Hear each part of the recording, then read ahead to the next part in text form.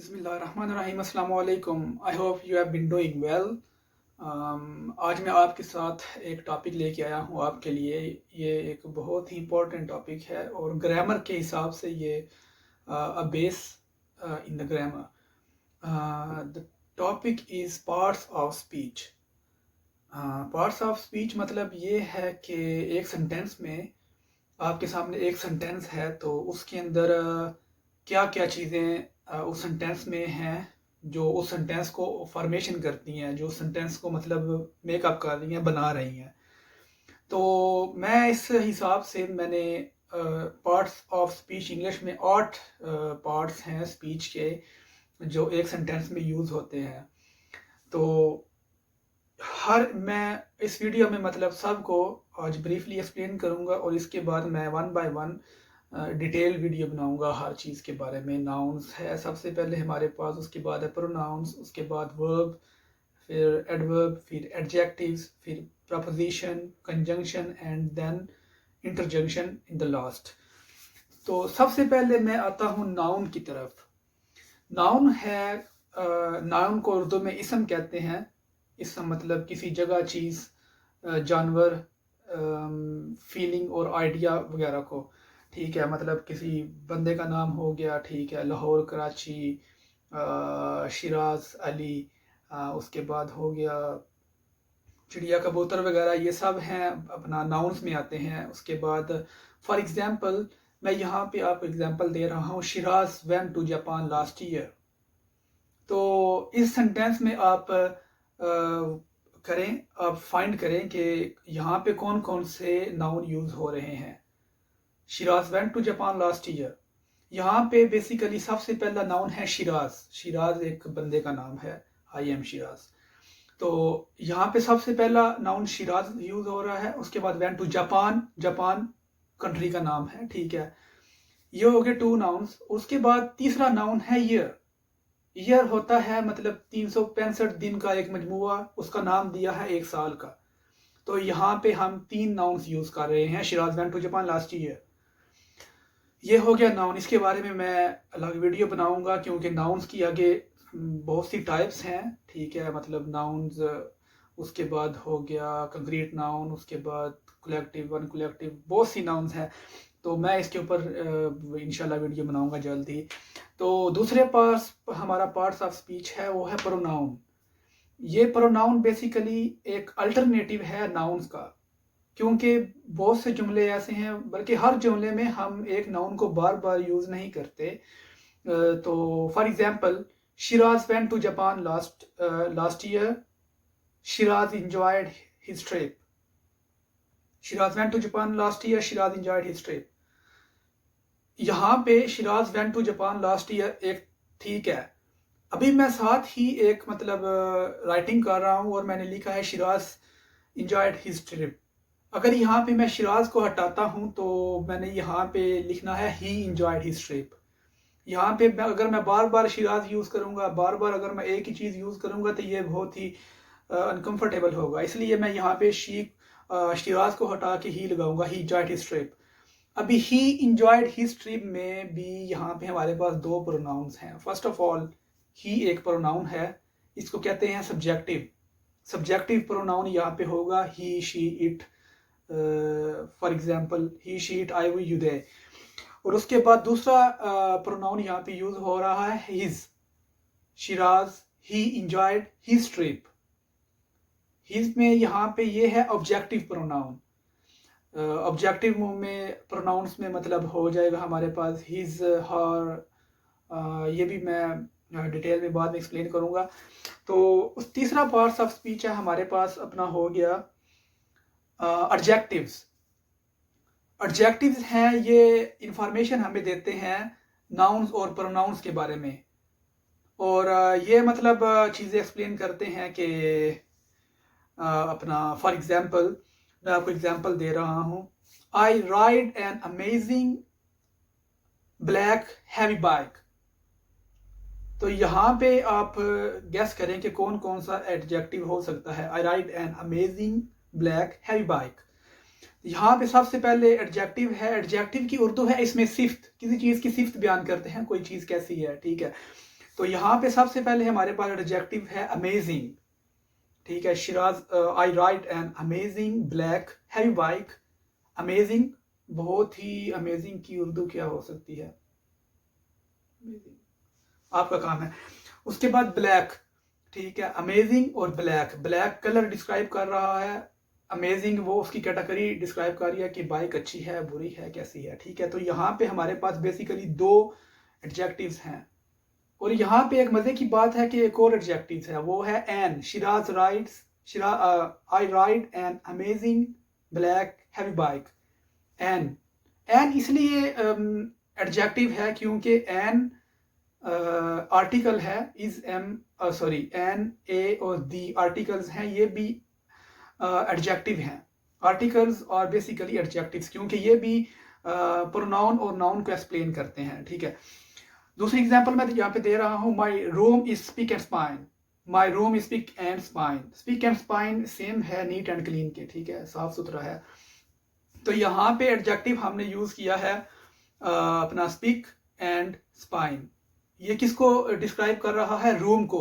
Room कैसा है? ये स्पीक एंड स्पाइन है, ये साफ सुथरा रूम है। आप मेरे बैकग्राउंड पे देख सकते हैं, काफी साफ है। तो ये हो गया एडजेक्टिव्स। तो चौथा हमारे पास पार्ट्स ऑफ स्पीच है वर्ब का। बेसिकली ये बहुत ही इंपॉर्टेंट पार्ट ऑफ स्पीच है, one of the important part of speech verb है, क्योंकि वर्ब के ही आगे से टेंसेस होते हैं, प्रेजेंट, फ्यूचर और ये वगैरह टेंसेस हैं, ये वर्ब के ही होते हैं। तो ये किसी चीज़ की एक्शन और स्टेट को जाहिर करता है, किसी चीज़, किसी काम होने को जाहिर करता है और किसी चीज़ की हालत के बारे में एक्सप्लेन करता है, ये वर्ब का काम है। मसलन, I went to Japan last year, मैं पिछले साल जापान गया। अभी मैंने यहाँ पे इस फिक्रे में मैंने क्या किया? मैं गया, ठीक है। यहाँ गया है, वेंट, वेंट है वर्ब, ठीक है। अभी वर्ब ऐसे, मतलब ये मैंने आपको बताया कि ये टेंसेस को शो करेगा। यहाँ पे मैंने वर्ब वेंट लगाया है, he went to Japan last year. अगर मैं यहाँ पे इसकी, अगर मैं वर्ब की कैटेगरी चेंज करूँ, तो अगर मैं प्रेजेंट पे लेके जाऊँ, he goes to Japan, he goes to Japan आएगा, वेंट मतलब गोज में तब्दील हो जाएगा। इसलिए यहाँ पे वर्ब एक यूज हो रहा है, he went to Japan last year, ठीक है। उसने पिया, उसने खाया, उसने वो सोया, उसने हगा, ठीक है। ये बहुत, मतलब काम जो है, जो किसी भी काम की हालत को वर्ब कहते हैं। दूसरी इसके अंदर कंडीशन है, स्टेट को जाहिर करता है।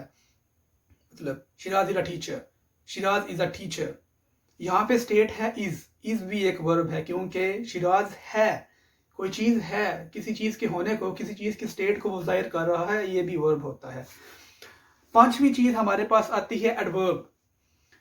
एडवर्ब हमें इंफॉर्मेशन देता है, मतलब मसलन वर्ब के बारे में हमें इंफॉर्मेशन देगा, उसके बाद हमें एडजेक्टिव के बारे में इंफॉर्मेशन देगा, उसके बाद हमें एडवर्ब के बारे में भी इंफॉर्मेशन देगा। एक एडवर्ब दूसरे एडवर्ब के बारे में इंफॉर्मेशन दे रहा है, क्या अमेजिंग बात है। मसलन, last night I ran very fast on a very fast running track. ये एग्जाम्पल है, last night I ran very fast on a very fast running track. अभी यहाँ पे आपने एडवर्ब फाइंड आउट करने हैं। फर्स्ट ऑफ ऑल, पहला verb है लास्ट नाइट। वर्ब दरअसल क्वेश्चन वगैरह को शो करते हैं, क्या, कहाँ, क्यों, कैसे।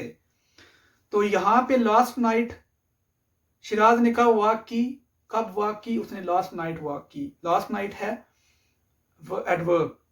उसके बाद है I ran, last night I ran very fast. Very fast में है, वेरी फास्ट भी ये एक अपना एडवर्ब है जो फास्ट को शो कर रहा है। उसने कैसे वॉक की? उसने बहुत तेज वॉक की। वेरी मतलब बहुत तेज वॉक की। फास्ट भी एक वर्ब है यहाँ पे जो एक्सप्लेन कर रहा है कि उसने क्या किया, ठीक है। उसने कैसे वॉक की? उसने फास्ट वॉक की। उसने क्यों, क्या, उसने कैसे फास्ट वॉक की? उसने बहुत फास्ट वॉक की, उसने आहिस्ता वॉक की। उसके बाद वेरी फास्ट। अभी वेरी फास्ट में मतलब है कि वेरी भी एक एडवर्ब है इसमें, और उसके बाद फास्ट एक इटसेल्फ एक एडजेक्टिव है। ये बहुत एक लंबी चौड़ी बात है, ये मैं आपको एक स्पेशल वीडियो में बताऊंगा। तो बहरहाल इस जो एग्जांपल है, इसमें पहला जो सबसे पहला एडवर्ब है वो है लास्ट नाइट। फिर आई रेन वेरी फास्ट एक एडवर्ब है। उसके बाद on a very fast running track, ये भी एक एडवर्ब है। तो एडवर्ब के बाद हो गया हमारा 5 टॉपिक हो गए। उसके बाद हमारा टॉपिक है प्रेपोजिशंस का। तो prepositions shows a relationship, a preposition show a relationship in time and place। ये वक़्त और जगह के बारे में आपस में रिलेशनशिप शो करती है कि इनका आपस में क्या ताल्लुक है। इन तरह के फिक्रों में मतलब हम लगाते हैं in, at, on, by, inside, from, with. ये चीज़ें हम प्रेपोजिशंस में यूज़ करते हैं। मसलन I see you in my class on Monday, I see you in my class on Monday. तो यहाँ पे हमने 2 प्रेपोजिशंस यूज की हैं। First of all I will see you in my class. In एक प्रेपोजिशन है। ये शो कर रही है कि क्लास में हमने मैं आपको देखूंगा, मैं आपसे मिलूंगा क्लास में। अभी कब, ये शो करेगा ऑन मंडे। ऑन एक प्रेपोजिशन है। उसके बाद हमारे पास 7वां टॉपिक है, वो है कंजंक्शन का। कंजंक्शन का दूसरा नाम है कनेक्टर्स। मतलब ये 2 थॉट्स को एक जगह पे कंबाइन करते हैं, ठीक है। और फॉर एग्जांपल 2 क्लासेस को आपस में कंबाइन करते हैं। एक डिपेंडेंट क्लास है, एक इंडिपेंडेंट क्लास है। ये भी मैं आपको अलग वीडियो में बताऊंगा कि डिपेंडेंट इंग्लिश राइटिंग में ये क्या सिस्टम है, डिपेंडेंट क्लास का, इंडिपेंडेंट क्लास का, कौन सी क्लासें होती हैं। बहरहाल इसमें कनेक्टर के तौर पे हम कंजंक्शन में हम यूज करते हैं एंड, बट, सो, बिकॉज, और। For example I like apple and banana. Apple and banana, यहाँ पे एंड है, वो अपना शो कर रहा है, एक कंजंक्शन के तौर पे यहाँ पे यूज हो रहा है। आगे मूव करते हैं तो हमारे पास आखिरी हमारा पार्ट है स्पीच का, तो वो है इंटरजंक्शन। इंटरजंक्शन है वो तकरीबन ऐसे यूज होता है जैसे मतलब आप एक मतलब अचानक सी फीलिंग हो और इमोशन हो, मतलब सडन फीलिंग और इमोशन। ये एक्सक्लेमेशन में यूज होता है कि for example hey John what are you doing, hello John. यहाँ पे हे और hello as a interjection use हो रहा है। उसके बाद ओ माई गॉड भी यहाँ पे इंटरजेक्शन के तौर पे यूज हो रहा है। उसके बाद वाओ। इस तरह की फीलिंग्स हैं, ये भी फीलिंग्स और इमोशन में है। ये सब कुछ ये इंटरजेक्शन पे यूज हो रहा होगा। तो ये है हमारे पास बेसिकली पार्ट्स ऑफ स्पीचेस। अगर इनमें मैं इंशाल्लाह अभी मैं इन पे हर एक के ऊपर डिटेल वीडियो बनाऊंगा। तो ये एक बहुत ही इंपॉर्टेंट टॉपिक है। सबसे पहले हमने यहाँ पे नाउन्स को डिस्क्राइब किया, फिर प्रोनाउंस को, फिर फिर एडजेक्टिव्स को, फिर वर्ब को, फिर एडवर्ब्स को, फिर प्रपोजिशंस को, फिर कंजंक्शन और आखिर में इंटरजेक्शन को हमने डिस्क्राइब किया। और ये एक सेंटेंस ये सब चीज़ों का मजबूआ होता है। सेंटेंस तो नहीं, अगर हम बोले एक पैराग्राफ में ये सब चीज़ें होती हैं। अगर हम बोलें कि एक सेंटेंस में इनमें से कुछ चीज़ें ज़रूर होती हैं।